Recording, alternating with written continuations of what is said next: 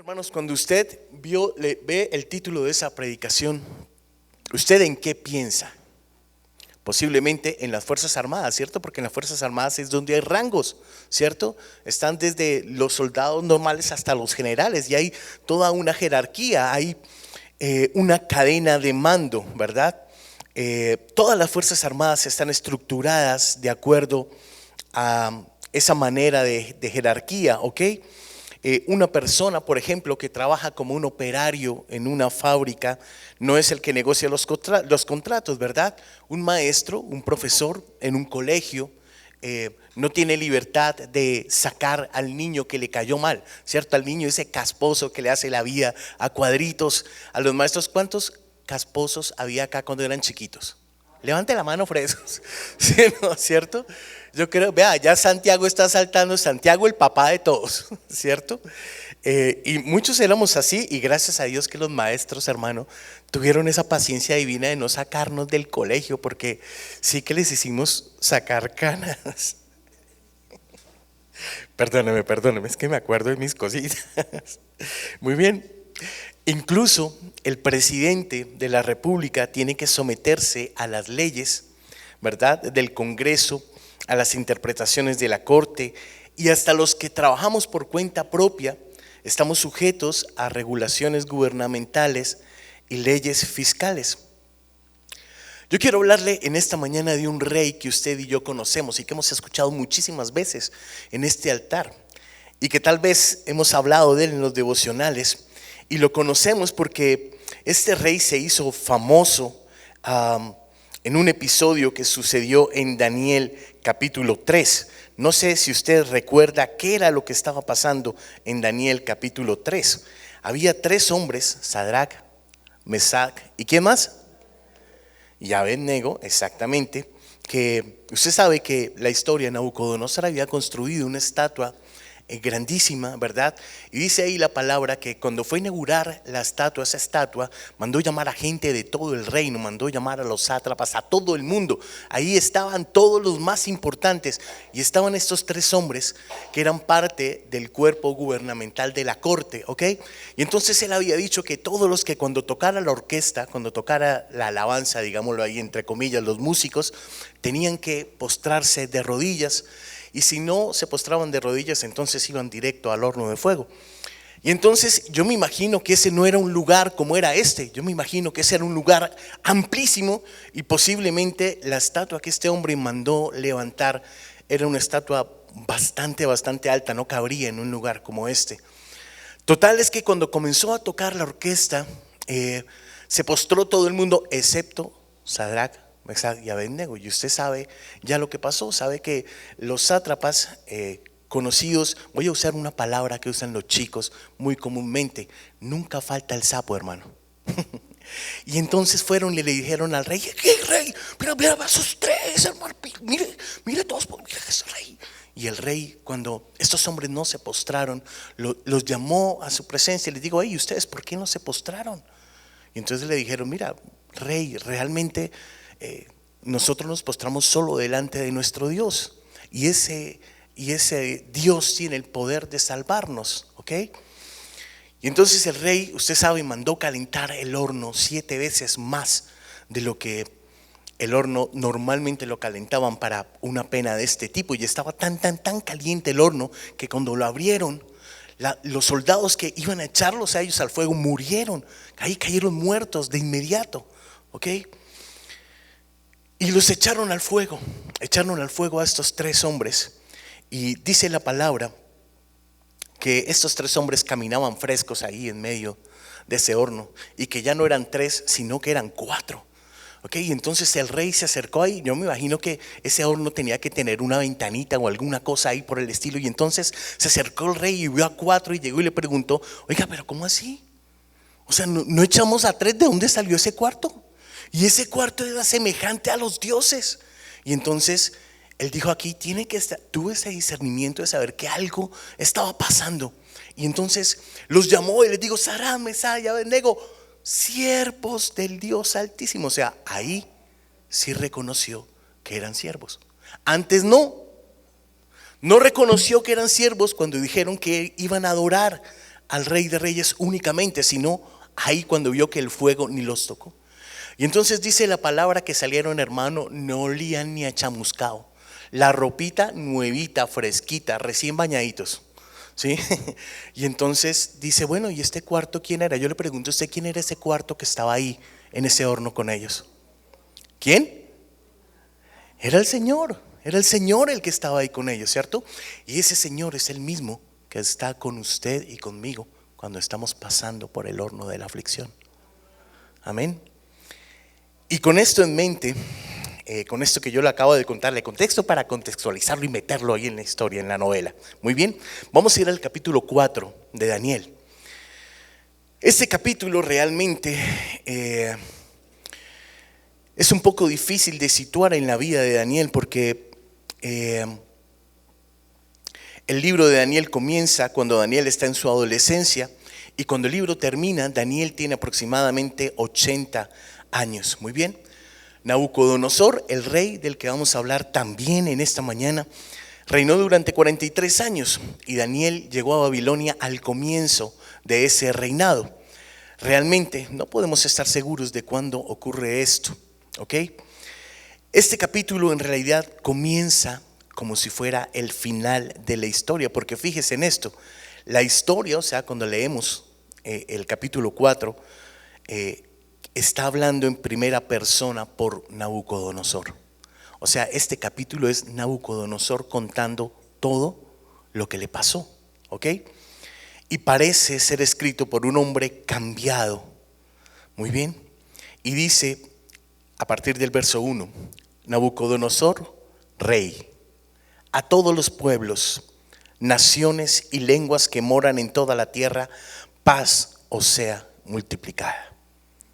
Cuando un rey que se destacó por ser un rey conquistador, porque Nabucodonosor fue un rey conquistador, amplió el imperio de Babilonia más o menos casi al triple de lo que lo había dejado su padre. ¿Okay? Este era un hombre guerrero, era un rey guerrero. Pero aquí estaba diciendo paz le sea multiplicada. Si usted es uno de esos pueblos a los que Nabucodonosor conquistó, usted le come cuento al rey. Paz dice, uy, este rey se trae algo, hermano. Aquí hay algo raro. Muy bien.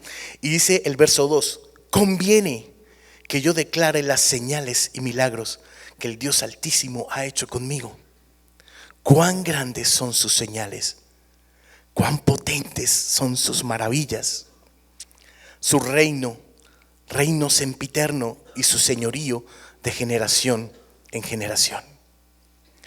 Si usted lee esto que yo le acabo de leer, sin duda usted concluiría que Nabucodonosor se convirtió, ¿verdad? Usted lee esto y dice, wow, este rey verdaderamente tenía fe en Dios.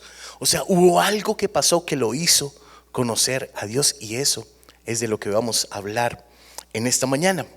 Dice la palabra, a partir del verso 4, dice que Nabucodonosor tuvo un sueño una noche y ese sueño lo aterrorizó. Yo le pregunto, ¿usted quién se acuerda? ¿Qué rey había tenido sueños que fueron interpretados por un hombre de Dios? El faraón. ¿Y los sueños fueron interpretados por quién? Por José. Qué casualidad. Aquí el rey, el faraón, era la máxima potencia en ese tiempo de José. En este momento Nabucodonosor era el máximo líder a nivel mundial, la máxima potencia a nivel mundial. Y también tuvo un sueño. Y dice a partir del verso 4, esto lo voy a leer de la traducción del lenguaje actual, que está un poquitito más claro. Dice, yo, Nabucodonosor, estaba tranquilo en mi casa y floreciente en mi palacio. Vi un sueño que me espantó y tendido en cama, las imaginaciones y visiones de mi cabeza me turbaron. Entonces, en el verso 10, el rey cuenta cuál es ese sueño que lo turbó. Y dice a partir del verso 10, estas fueron las visiones de mi cabeza mientras estaba en mi cama. Me parecía ver en medio de la tierra un árbol cuya altura era grande. Crecía este árbol y se hacía fuerte, y su copa llegaba hasta el cielo y se le alcanzaba a ver desde todos los confines de la tierra. Su follaje era hermoso y su fruto abundante, y había en él alimento para todos. Debajo de él se ponían a la sombra las bestias del campo, y en sus ramas hacían morada las aves del cielo, y se mantenía de él toda carne. Verso 13. Vi en visiones de mi cabeza mientras estaba en mi cama, que he aquí un vigilante y santo descendía del cielo, y clamaba fuertemente y decía así: derribad el árbol, cortad sus ramas, quitadle el follaje y dispersad su fruto. Váyanse las bestias que están debajo de él y las aves de sus ramas, mas la cepa de sus raíces dejaréis en tierra con atadura de hierro y de bronce entre la hierba del campo. Sea mojado con el rocío del cielo, y con las bestias sea su parte en la hierba de la tierra. Su corazón de hombre, verso 16, sea cambiado, y le sea dado un corazón de bestia, y pasen sobre él 7 tiempos. Después de, yo no sé cuántos acá hemos tenido sueños, ¿cierto? Usted sabe que cuando uno sueña, hay una parte del sueño de la que uno se acuerda vívidamente, ¿cierto? Uno se acuerda como de toda la película, pero hay pedacitos como que están en, sí, como si hubiera habido propagandas ahí, ¿cierto? Y uno no se acuerda muy bien, ¿verdad? Hay un contenido del sueño que es manifiesto, ese es el que usted se acuerda, y hay un contenido que se nos borra de la mente a todos, que queda por allá en el subconsciente, ¿ok? Pero este hombre se acordaba con detalle de todo lo que dijo el ángel. Se acordaba de todo, ¿cierto? Yo no sé si usted, cuando sueña, usted se acuerda con detalle de todas las conversaciones, ¿no? Del sueño. No, estaba hablando con fulanito y él me estaba diciendo esto. Tal. Yo creo que ninguno de nosotros se acuerda, pero este hombre se acordaba con detalle, y por supuesto había algo en ese sueño que le decía que esto tenía que ver con él, ¿verdad? Y entonces el rey, al igual que en los tiempos del faraón, llamó a todos los eruditos, llamó a todos los sabios, llamó a todos los duros del reino para que interpretaran el sueño. Y finalmente llegó donde Daniel, porque Nabucodonosor recordaba que Daniel tenía un don especial de Dios, pero la manera como lo llamó es una manera que a mí por lo menos me causa gracia, porque en el verso 9 el rey llama a Daniel el jefe de los magos. O sea, no el hijo de Dios, no, dice el jefe de los magos. Dice ahí Belsasar, jefe de los magos. ¿Sí ve lo que dice la palabra? Ya que he entendido que hay en ti espíritu de los dioses santos. Mire lo que está diciendo. Está diciendo, ya sé que en ti viven los dioses. O sea, él pensaba echarle ahí su cepillazo a Daniel, ¿sí? Pero él ya conocía que había un solo Dios. En el capítulo anterior se dio cuenta que había un solo Dios, pero todavía no lo reconocía. Sabía que había algo en Daniel, él sabía, pero todavía no lo reconocía. Y dice, y que ningún misterio se te esconde. Declárame las visiones de mi sueño que he visto y su interpretación. Y entonces dice la palabra que después de que Daniel escuchó ese sueño, estuvo consternado durante casi 1 hora. Y yo no sé qué cara tendría Daniel, pero dice que sus pensamientos lo alarmaron. Está en el verso 19. Yo creo que cuando Daniel escuchó ese sueño, él sabía exactamente lo que significaba, ¿verdad? Él había llegado a conocer después de tantos años al rey Nabucodonosor, había llegado a respetarlo, pero también sabía de su crueldad y de lo que significaba darle malas noticias a un rey. Usted sabe que en la antigüedad muchos de los que llevaban malas noticias, ¿qué les pasaba? ¿Cierto? Descabezados de una. Entonces yo creo, o sea, Daniel en ese momento ya era mayor, ¿verdad? Y él sabía lo que podía significar darle un mensaje negativo del sueño, y estaba angustiado, ¿verdad? Y estaba tan angustiado que el rey vio la angustia en la cara de Daniel, y entonces tuvo que animarlo para que le contara. Y Daniel le dijo finalmente al rey lo que significaba el sueño. El gran árbol era Nabucodonosor, era grande y la gente dependía de él. La parte donde se corta el árbol y donde se ata el tocón en cadenas es explicada con Daniel a partir del verso 24, si quiere acompáñeme. Esta es la interpretación, oh rey, y la sentencia del Altísimo que ha venido sobre mi Señor el Rey. Póngale cuidado a ese sueño, hermano. Que te echarán de entre los hombres, y con las bestias del campo será tu morada, y con hierba del campo te apacentarán como a los bueyes, y con el rocío del cielo serás bañado, y 7 tiempos pasarán sobre ti, hasta que conozcas que el Altísimo tiene dominio en el Rey de los hombres, y que lo da a quien él quiere.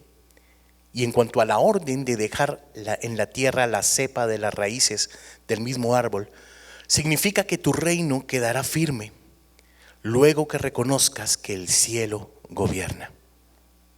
En otras palabras, lo que le estaba diciendo aquí es que el rey iba a ser expulsado de en medio de todos. ¿Usted sabe el ego que tiene un rey? ¿Cuántos aquí son empleados? ¿Cierto? Usted sabe que a veces los jefes, hermano, tienen un ego pero severo, y solo es un jefecito. Ahora imagínese un rey de un imperio. O sea, es que no era después del Imperio Romano, este fue el segundo imperio en extensión en la antigüedad. O sea, no era cualquier cosita. ¿Ok? El ego de este hombre le estaban diciendo: vas a ser expulsado y vas a vivir en medio de los animales. ¿Usted qué cree, qué cara cree que le puso el rey? ¿Sí?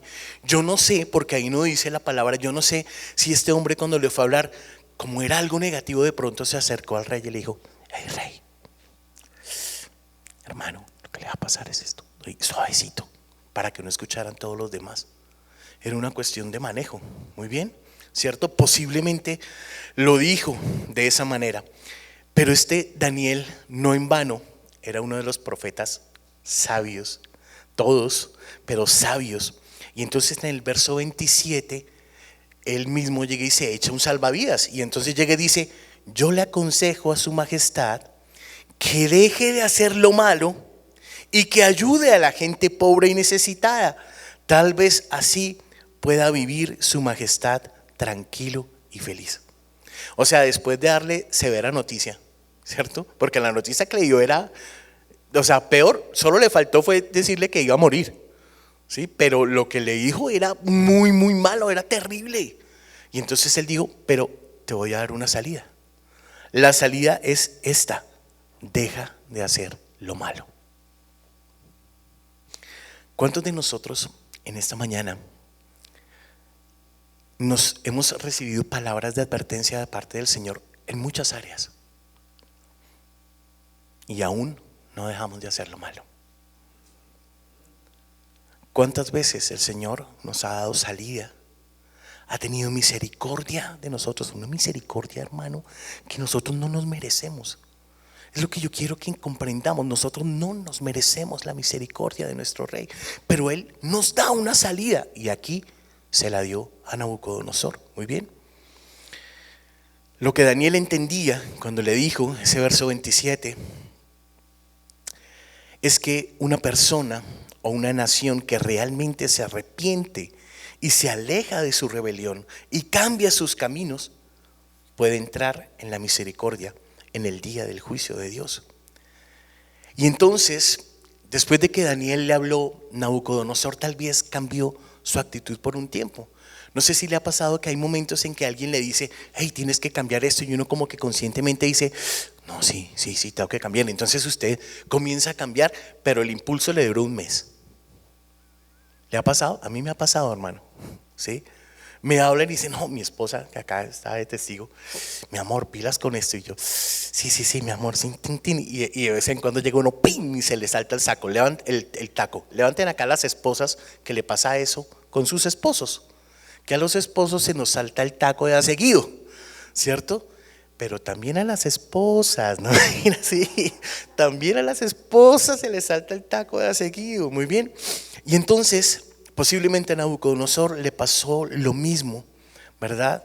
Cambió su actitud por un tiempo, y muchas veces esa es la misma manera como reaccionamos todos cuando somos confrontados por un pecado de parte del Señor. Decimos: vamos a cambiar, voy a hacer todo lo posible para cambiar. Y a veces sabemos que van a venir consecuencias, pero con el tiempo nos relajamos y pensamos que podemos seguir en las mismas, ¿verdad? Total, nadie se va a dar cuenta. En nuestra historia, a medida que pasaba el tiempo, la advertencia de Daniel y ese mensaje del sueño comenzó a perderse allá en la memoria del rey. Un año después, el rey ya ni se acordaba de eso, hermano. Él dejó pasar el tiempo y dice: ay, como no ha pasado nada, yo aquí estoy invicto, ¿cierto? ¿No nos ha pasado eso a nosotros también? ¿No nos ha pasado que le hemos fallado al Señor? Que ha fallado nuestra integridad, que ha fallado nuestra santidad. Pero como nadie nos ha descubierto, entonces calladitos. Hemos sido así nosotros muchas veces. Y esto le pasó a Nabucodonosor también, ¿ok? El rey volvió a sus viejas andanzas. Mire esto, hace un tiempo, en alguna de las predicaciones anteriores que hice, yo le contaba que cuando pasó este tema de las Torres Gemelas allá en Estados Unidos, la gente comenzó a acudir a las iglesias, pero hermano, eso era impresionante. O sea, iglesias pequeñas, llenas, o sea, la gente haciendo fila, hacían fila desde la mañana hasta la noche. Eso no se había visto allá. Se vio cuando comenzó la Segunda Guerra Mundial, pero nunca más se había visto, ¿sí?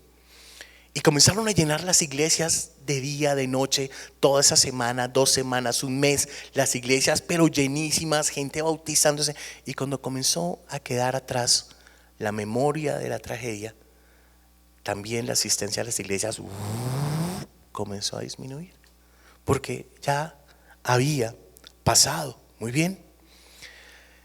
Dice la palabra que 12 meses después, Nabucodonosor estaba caminando por el techo del palacio real, admirando la ciudad que había construido. Y usted sabe que esta ciudad, la capital de Babilonia, era una ciudad que contenía 2 de las 7 maravillas del mundo antiguo: los jardines colgantes de Babilonia y las murallas de la ciudad. La historia nos dice que Nabucodonosor construyó los jardines para su esposa, que tenía nostalgia por las montañas de su tierra natal. Yo le invito a que busquen en el internet y vean la reconstrucción de lo que eran esos jardines. Era una cosa de locos, era una cosa impresionante. Y tenía el sistema de riego más avanzado de toda la antigüedad. Muy bien. Y las murallas, que era la otra maravilla, eran tan anchas que podían apostar carreras, 2 carros, ¿no?, tirados por 4 caballos, de lo anchas que eran las murallas. O sea, era una cosa impresionante. Muy bien, era una gran ciudad. Y en ese momento en el que este hombre estaba parado ahí contemplando la ciudad que él gobernaba, era digamos el centro del mundo. Tal vez este hombre miraba a su alrededor, tal vez sintió una sensación de satisfacción y logro, y llega y dice esto: ¿no es esta la gran Babilonia que he construido por mi poderoso poder como residencia real y para gloria de mi majestad? Estas palabras nos dejan ver que este hombre estaba lleno de ego. Ego. No nos hemos dado cuenta cuando nosotros nos llenamos de ego. Casi nunca nosotros hacemos consciente eso, hasta que un verdadero amigo te dice: lo que estás haciendo no está bien. Estás lleno de orgullo, estás lleno de vanidad, estás lleno de ego, y eso va a ser tu perdición. ¿Cuántas veces hemos estado llenos de ese ego, de ese orgullo que desagrada al Señor? Cuando hablamos de lo que nosotros hemos hecho, de lo que nosotros hemos logrado, de lo que nosotros tenemos, de lo que otros no tienen, ¿verdad? Cuando hablamos, en fin. Wow, qué desagradable. Y entonces dice la palabra que el rey estaba vanagloriándose, y le pido que me acompañen ya al verso 31. Y dice lo siguiente: todavía estaba hablando el rey, o sea, estaba aquí en su, oh, exáltame. Sí, estaba ahí en esas, ¿cierto? Y dice que se oyó una voz del cielo, verso 31: Rey Nabucodonosor, a partir de este momento dejarás de ser rey. O sea, píntese el cuadro: este hombre ahí en la terraza, sonriente, viendo su ciudad, viendo los jardines, viendo las murallas, y de pronto este man no sabe de dónde sale una voz del cielo.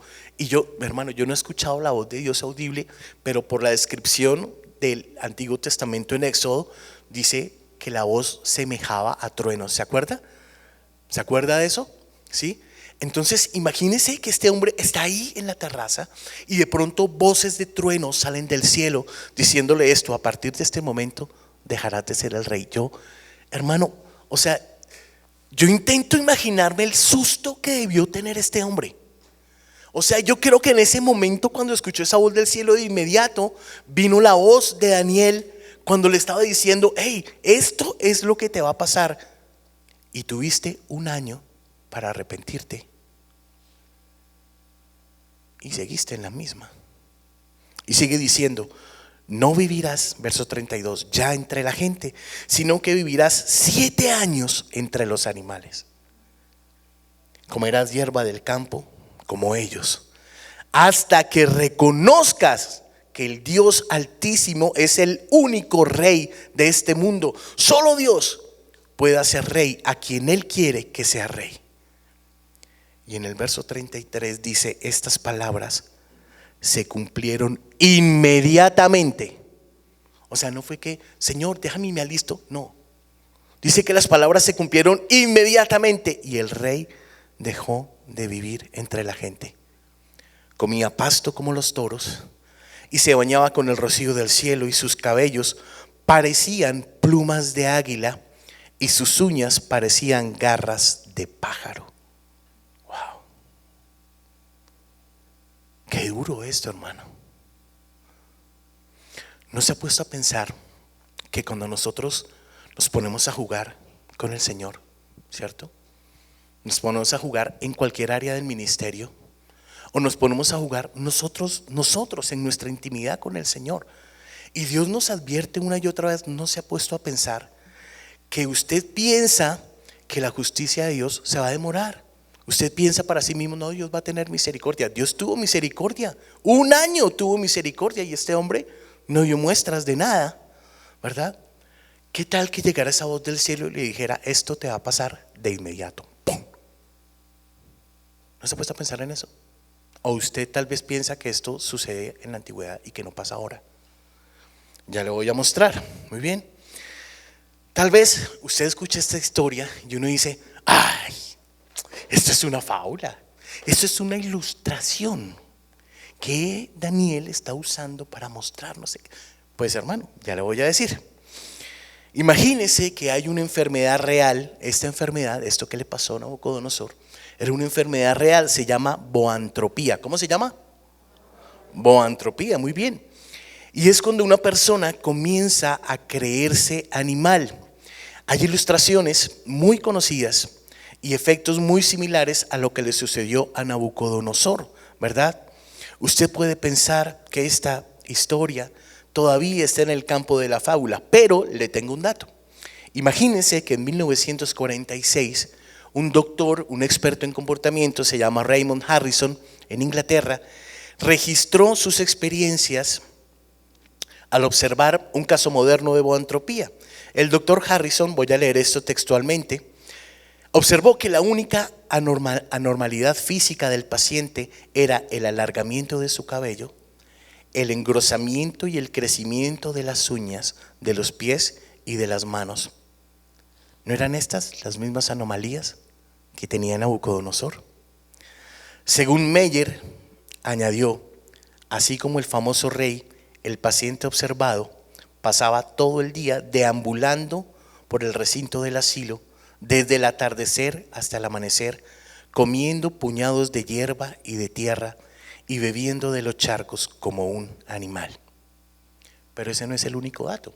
Imagínense que hay un asiriólogo, o sea, un experto en todo este tema de Babilonia y experto en el gobierno, en el tiempo de gobierno de Nabucodonosor. Ese hombre se llama A.K. Grayson. Y este hombre publicó una tablilla cuneiforme del siglo VI antes de Cristo, es decir, el tiempo en el que vivió Nabucodonosor. Esa tablilla fue encontrada en Babilonia y está expuesta. Usted la puede ver. Claro, yo dudo que usted entienda sirio, pero la puede ver porque está en la página web del Museo Británico, ¿ok? y parecía carecer de valor, ¿verdad? Perdónenme un momento. Esta tabla, afirma que Nabucodonosor parecía carecer de valor y que continuamente daba órdenes contradictorias. No podía reconocer a sus propios familiares ni contribuir en ninguno de sus proyectos de construcción. Pero en esa tabla, lo que verdaderamente es revelador es que al final de la tablilla dice: esto le pasó durante 7 tiempos. Y este hombre no es ningún bibliólogo, historiador, nada, es un hombre, una persona, un científico que no conoce a Dios. Y ese hombre descubrió esto, ¿verdad? Este periodo de locura fue probablemente al que hace referencia la palabra de Dios cuando Nabucodonosor fue expulsado de en medio de los hombres. Ahora yo le pregunto esto. Imagínese que este hombre, usted imagínese cuál es el gobernante más famoso que usted se imagina ahora. ¿Sí? Usted dice un gobernante rápido, probablemente el presidente de Estados Unidos, probablemente, ¿cierto? No va a pensar en el presidente Duque. Él es famoso, pero solo acá, ¿verdad? Pero este hombre era famoso, era el emperador, era el rey. Muy bien, entonces, ¿cómo podría sucederle esto a un líder mundial sin que sea registrado por muchas personas de lo que le pasó, esta historia que le pasó? Pues imagínense a cuánto les gusta el cine acá. Bueno, a mí me gusta un poquito el cine. Y hay una película que me gusta mucho, se llama Dave. Dave fue protagonizada por un actor que se llama Kevin Kline. Es uno de mis actores favoritos, perdóneme la cuñita. Si se la quiere ver, se la recomiendo porque es muy buena. Muy bien. Y en la película, este hombre representa a un hombre que tiene un asombroso parecido con el presidente de ese momento. Y entonces el presidente real tuvo un derrame cerebral y trajeron a Dave, ¿verdad?, para que lo reemplazara en los actos públicos, para que no se desestabilizara el orden mundial diciendo: uy, al presidente le pasó esto, le pasó aquello. Y entonces trajeron un doble, ese doble era Dave. En la película Dave resultó ser mejor presidente que el presidente en propiedad, pues, pero bueno. Y me encontré este pequeño dato en la historia. Hubo un presidente en Estados Unidos que se llamaba Thomas Wilson. Fue el 28º presidente de ese país. Y resulta que un día este hombre tuvo un derrame cerebral. Y entonces la esposa del hombre lo confinó a la parte de la Casa Blanca, donde es exclusivo pues del presidente y no podía pasar nadie por ahí. Y entonces todas las personas, todos los miembros del gabinete iban donde ella, para que ella decía: venga, dígame lo que tenga que decir, que yo lo digo al presidente. Y mentiras, que realmente fue ella la que gobernó durante ese tiempo que este hombre estuvo con esta afección.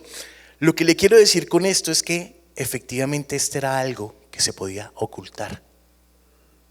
Era algo, o sea, imagínese lo que pensarían. Imagínese que usted es uno de esos reyes a los que Nabucodonosor sometió, ¿ok? Y por casualidad usted se entera que Nabucodonosor está en la mala y comiendo pasto, tomando agua de los charcos. Usted, como ese rey, ¿usted qué hace? Vamos a conquistar a Babilonia de una. Si uno no está a la cabeza, vamos. Pero eso no lo registran los libros de historia. Los libros de historia registran que su gobierno siguió. Por eso al final de la palabra que yo le leí decía que el tocón, o sea, la raíz del árbol, cuando corta, quedaba ahí y significaba que su reino iba a permanecer.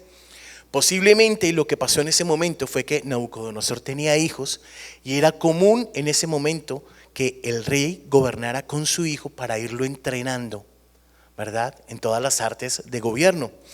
Entonces posiblemente eso fue lo que pasó.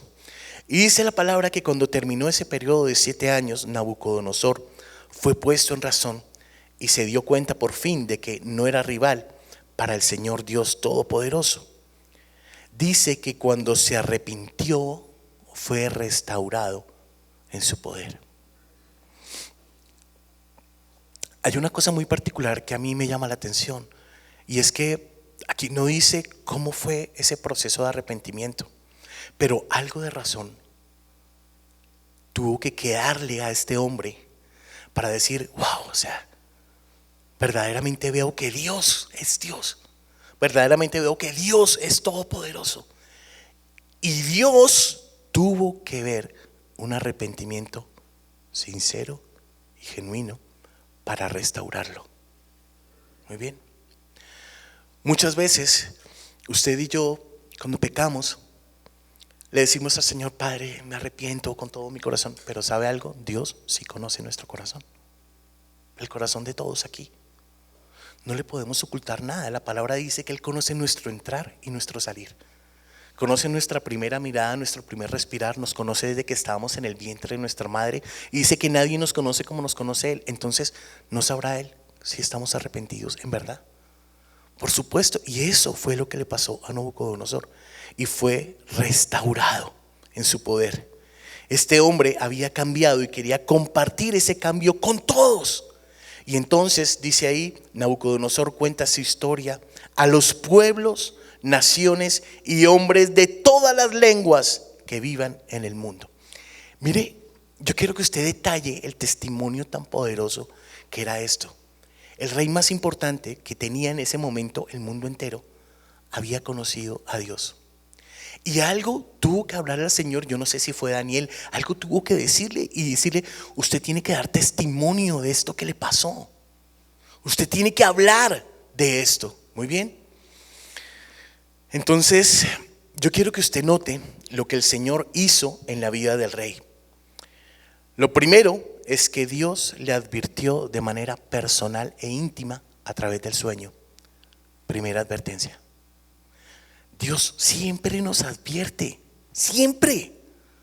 No podemos decir: uy, no, Señor, me cogiste desprevenido. No, no podemos decir eso, porque es que Dios siempre nos advierte. Muy bien.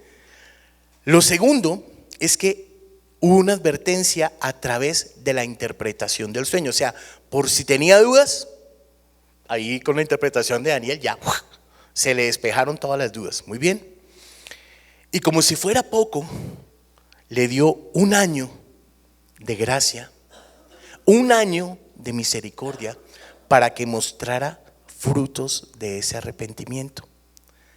Pero como el arrepentimiento no llegó y volvió a sus andadas, el Señor tuvo que tomar medidas extremas. ¿Está esperando usted lo mismo que Nabucodonosor? ¿Está esperando usted que el Señor tenga que tomar medidas extremas sobre su vida? ¿Está esperando esa voz que grite de los cielos con voz de trueno y le diga: a partir de ahora, ni más? Yo le recomiendo: examine su corazón. Examine su corazón en búsqueda del verdadero arrepentimiento. Porque mire, hermano, nosotros podemos engañar a los hombres, somos hombres. Ninguno de nosotros aquí es sabio, ni uno. La poca sabiduría que tenemos ha venido de parte de Dios, no ha venido de parte nuestra. Así es que fácilmente usted nos podía engañar. Pero a Dios, con Dios la cosa es a otro nivel. No podemos engañar al Señor. Y entonces Nabucodonosor entendió por fin por qué le había sucedido todo eso. Tal vez este hombre recordó las palabras del ángel en el verso 17, en la parte B, que dice: así todo el mundo sabrá que solo el Dios Altísimo gobierna todos los reinos. Hace rey a quien Él quiere y hace jefe de un país a la persona más sencilla. ¡Wow! Tú, este hombre, recordó esas palabras. O sea, te estaba diciendo: yo quiero que tú sepas que solo hay alguien que puede gobernar tu vida, que solo hay alguien que puede gobernar sobre todos los reinos, sobre todo el universo. Hay alguien que es soberano sobre todo. Hay alguien que tiene el rango superior, y ese es el Rey de Reyes y el Señor de Señores, su Dios, mi Dios. Nabucodonosor necesitaba saber quién es el que realmente está a cargo. Hay algo que yo rescato de esto, y es que Nabucodonosor al menos tuvo ese momento de lucidez para arrepentirse, y dice que fue restaurado a su reino. Pero Faraón, hermano, Faraón 10 plagas después, 10, y nunca se arrepintió. Nunca se arrepintió. ¿Cuál de los dos es usted? Muy bien.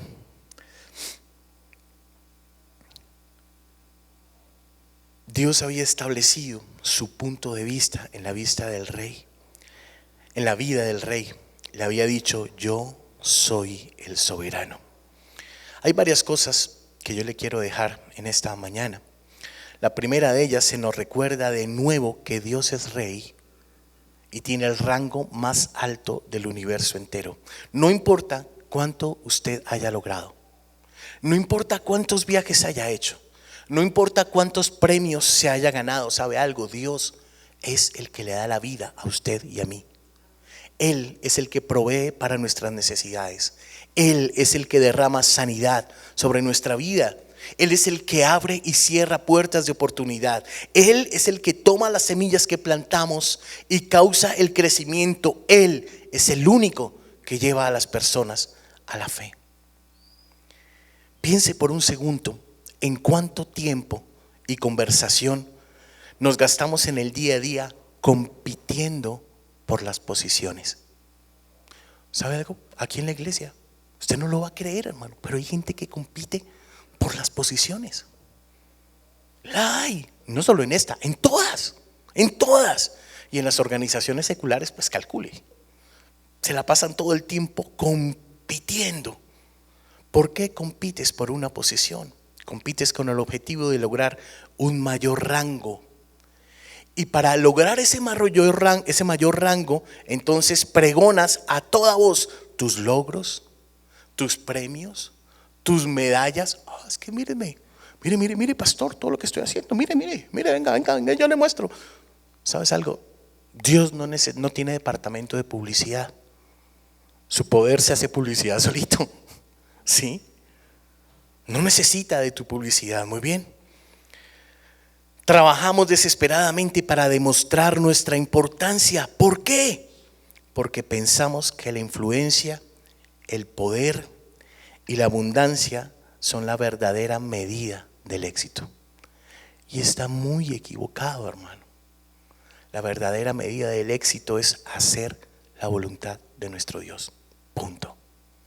Simple y sencillo. Fácil, no. Pero simple y sencillo. No hay otra manera. ¿Ok? Debemos aprender la lección de Nabucodonosor, la clave de la vida, sin importar la posición en la que tú estés, desde la oveja más pequeña hasta el pastor más alto, desde el soldado más pequeño hasta el general más alto. La clave de la vida es someterse a aquel que es soberano de todo, aquel que tiene el rango de rey del universo. ¿Usted se enorgullece de lo que usted ha creado? ¿Usted se enorgullece de lo que usted ha logrado? ¿Se enorgullece de lo que tiene en lugar de honrar al Señor? Déjeme decirle que está en el lugar equivocado. Solo hay uno que merece gloria. Solo hay uno que merece honra. Solo hay uno que merece alabanza. Solo hay uno que merece reconocimiento. Usted y yo, no. Usted y yo, nuestra categoría es de siervos. Y si usted no sirve, y si usted está lleno de vanidad, su rango está todavía más abajo.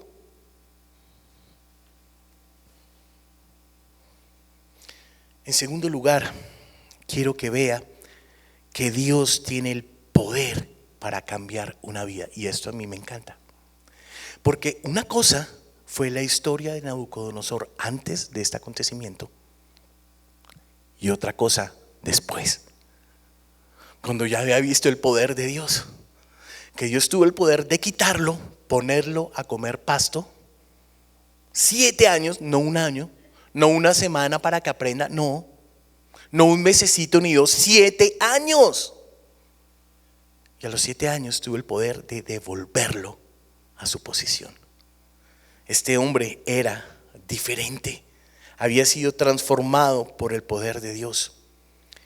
Muchos años después, un poderoso líder religioso llamado Saulo tuvo la misma experiencia. fue cambiado por el poder de Dios. De la altivez descendió hasta poder conocer la humildad. No puede haber un cristiano altivo adorando un rey humilde. No puede haber un ministro altivo adorando un rey humilde. No. Esas dos cosas no van juntas. Sin embargo, hermanos, muchas veces somos demasiado rápidos para declarar a las personas como una causa perdida. Tal vez un niño de esos bien casposo, de los que levantaron la mano acá al inicio del servicio, que usted dice, ay, no sé qué hacer con este muchacho, ¿verdad? Tal vez es un cónyuge o un padre abusivo, tal vez es un adicto, tal vez es una persona de una fe diferente a la nuestra.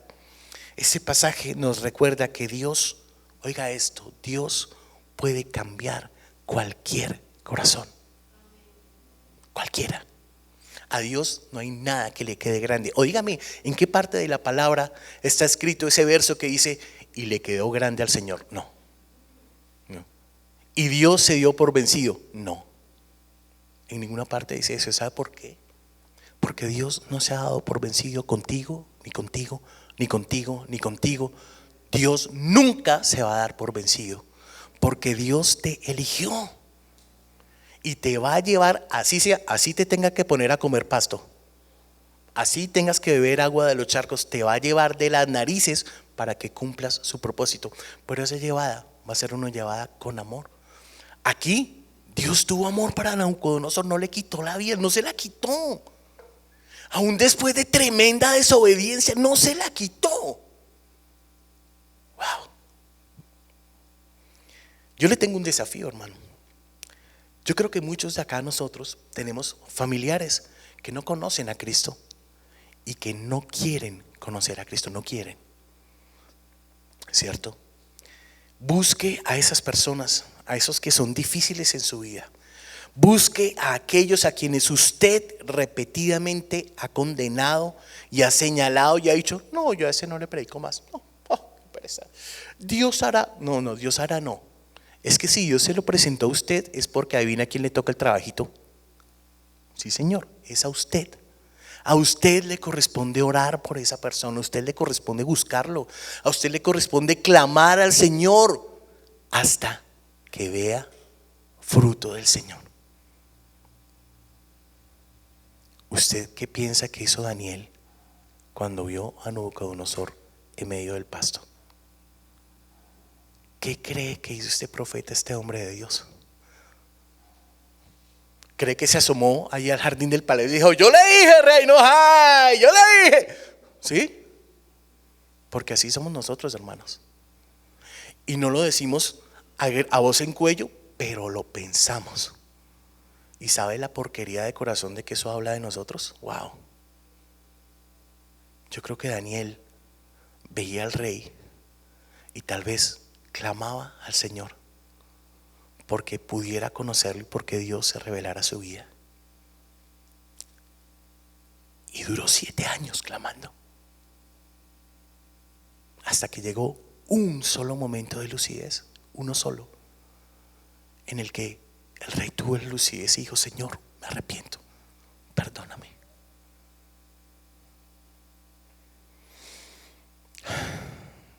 ¿Por qué no le pedimos a Dios que nos ayude a ver con sus ojos y a ver con su corazón, hermanos? Dios tiene el poder de transformar los corazones. Dios nos puede sorprender.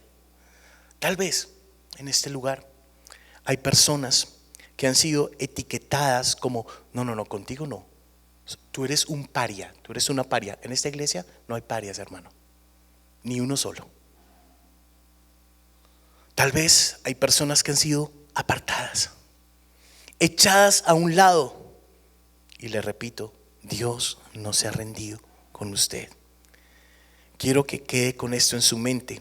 Si usted se ha equivocado, si usted ha pecado, si usted ha fallado, usted no es un perdedor. Usted solo perdió el rumbo y necesita volver a Él. Es todo. No es más, no necesitas más. Dios no es como nosotros. Dios no se rinde como nos rendimos nosotros. Él te hizo, Él te ama, Él sabe lo que tú puedes llegar a ser de su mano. Así es que deje de esconderse detrás de ese muro de defensa y atrévase a confiar en aquel que quiere hacerte de nuevo. Atrévete. ¿Sabes algo? Cuando muchas veces fallamos, y lo digo porque yo he fallado muchas veces, hermano, uno no quiere que nadie le hable, no quiere que nadie le mire. Usted mira a la gente y mira así como, ay, como no quiero. ¿Sabe algo? Usted todavía es hijo de Dios. Todavía Dios te ama como papá. Todavía. Y lo va a seguir haciendo hasta que te mueras. La equivocación de hoy, mira, o sea, van a haber más equivocaciones en el futuro. Vas a seguir siendo hijo mientras muestres fruto de arrepentimiento. Mientras muestres fruto de arrepentimiento. Muy bien. La Biblia, perdóneme, está llena de hombres y mujeres que otros etiquetaron como perdedores. Pero Dios tomó a esas personas y las usó para cambiar al mundo. Y a Él le gustaría hacer lo mismo por ti y por mí. Tercero, se nos recuerda que Dios nunca hace algo sin darle a la gente una salida. Le voy a repetir eso. Dios nunca hace algo sin darle a la gente una salida. Pero ¿sabes qué es lo que pasa? Que es que hay veces que la salida que nos da el Señor no nos gusta. Ay, no, Señor, pero yo cómo voy a hacer eso. No, Padre, es que tú no sabes, tú no conoces. Dios sí sabe y Dios sí conoce. Sabe exactamente lo que tú necesitas, no lo que tú quieres. Lo que tú necesitas. Entonces hay veces que cuando ustedes, hermanos amorosos, vienen a consejería, nosotros le vamos a decir lo que necesita, no lo que usted quiere escuchar. Y lo vamos a hacer basados en la palabra de Dios. Este hombre, Daniel, en el momento en que interpretó el sueño al rey, le dijo: renuncia a tus pecados haciendo lo que es correcto. Renuncia a tu maldad y puede entonces que tu reino y tu prosperidad se mantengan. Dios le dio la salida, pero no hizo nada. Nada. Hay veces que usted viene a nosotros y hay veces que le vamos a decir cosas que no le van a gustar, hermano. Y usted dice: no, pero ¿cómo voy a hacer eso? Terrible, pastor. No. Nosotros no lo vamos a obligar, hermano. Pero sepa que lo que usted hace o no hace va a tener una consecuencia delante del Señor. La omisión de parte del rey tuvo 7 años de tremenda prueba. ¿Usted está preparado para afrontar eso? ¿Usted está preparado para afrontar la ira del Señor? ¿Está afrontado para afrontar este tipo de disciplinas? Porque nosotros en la modernidad no hemos visto una ira de este tipo. O sea, nosotros no la hemos visto. Pero esto, hermano, esto ya es otro nivel. Muy bien. ¿Sabe por qué usted y yo tenemos problemas en la vida? Porque nos negamos a cambiar de dirección. Y es precisamente lo que el Señor nos ha dicho que hagamos. Cambia de dirección. Muchas veces culpamos al Señor de nuestras luchas, pero ¿sabe algo? La culpa no es de Él. La culpa es nuestra, porque no quisimos cambiar el camino cuando Él nos advirtió. ¿Está usted ignorando alguna advertencia el día de hoy? Yo le invito a que usted asuma su responsabilidad. Si la respuesta es sí, y obedezca al Señor, es sencillo, obedécele. Muy bien. Lo último de lo que le quiero hablar en esta mañana, me quedan unos minutitos, es de la importancia de proteger nuestros corazones contra el orgullo.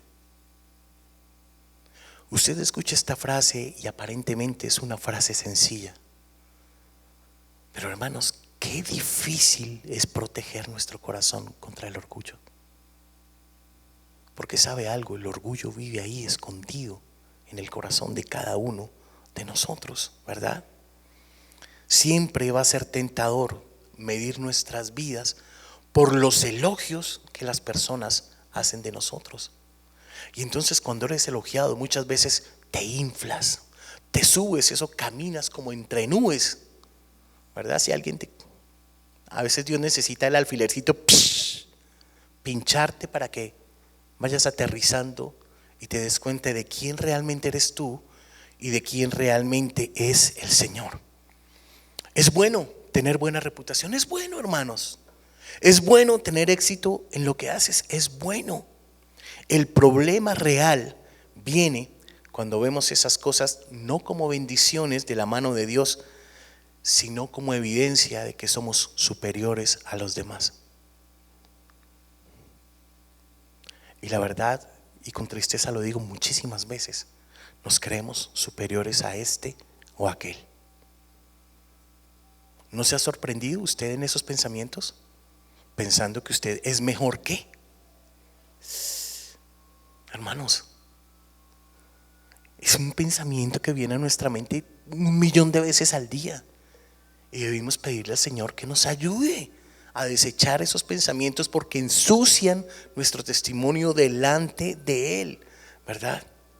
Si usted se permite pensamientos que le hagan sentir que usted no necesita al Señor, usted está en problemas.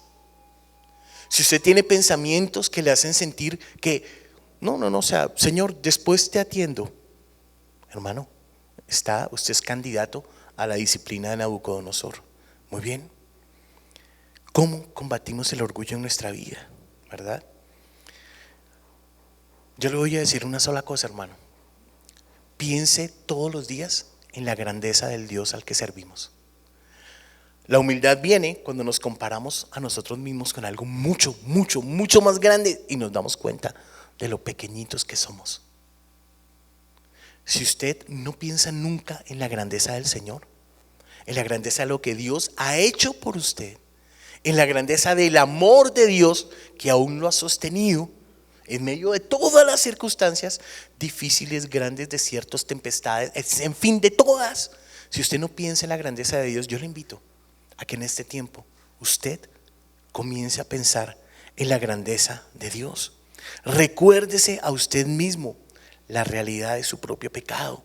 Mire frente a frente cuán abominable es para el Señor cada vez que lo ofendemos, cuán repulsivo es para nuestro Padre, y jamás, jamás intente ni justificar, ni racionalizar, y mucho menos romantizar el pecado, porque lo único que eso le dejará ver es que el arrepentimiento no ha llegado a su corazón.